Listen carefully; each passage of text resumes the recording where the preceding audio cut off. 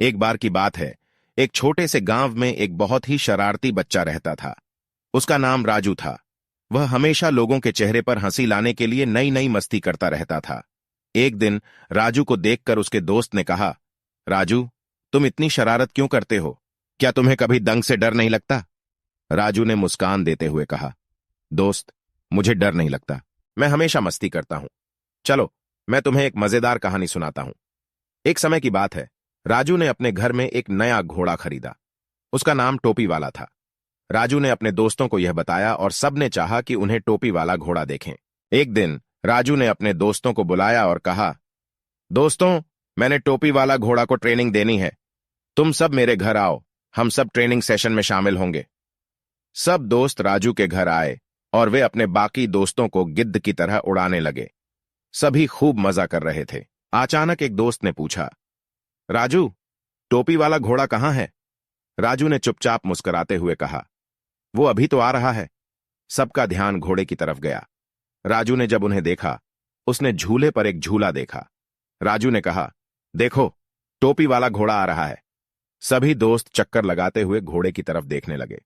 राजू ने झूले को झटका मारा और जैसे ही झूला, अचानक एक दोस्त ने पूछा, राजू, टोपी वाला घोड़ा कहाँ है? राजू ने चुपचाप मुस्कुराते हुए कहा, वो अभी तो आ रहा है। सबका ध्यान घोड़े की तरफ गया। राजू ने जब उन्हें देखा, उसने झूले पर एक झूला देखा। राजू ने कहा, देखो, टोपी वाला घोड़ा आ रहा है।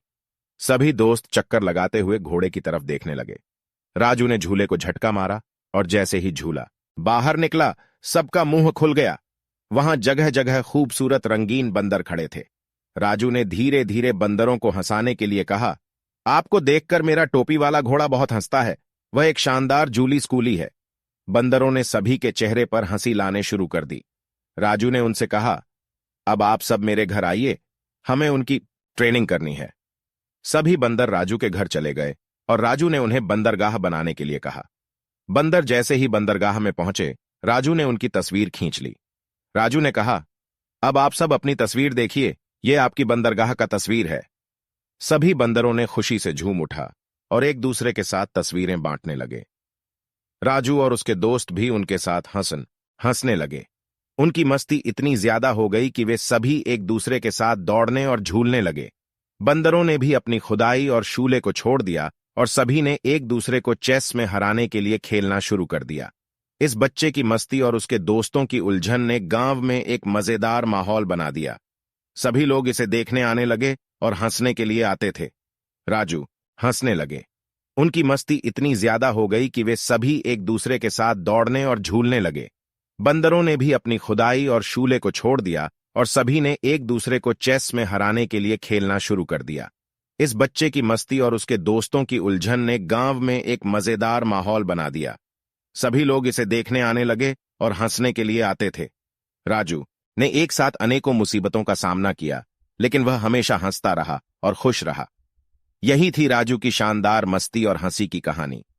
वह हमेशा दूसरों को हंसाने के लिए नई नई चालें सोचता था और उन्हें मुस्कान देने की कला जानता था। उसकी यही शानदार आदत उसे दूसरों के दिलों में जगह बना लाती थी। इस कहानी से हमें यह सीख मिलती है कि हमेशा खुश रहना और दूसरों को खुश करने का प्रयास करना जीवन को मजेदार और आनंदमय बना सकता है। राजू जैसे शरारती बच्चे हमें यह याद दिलाते हैं कि हमें हर पल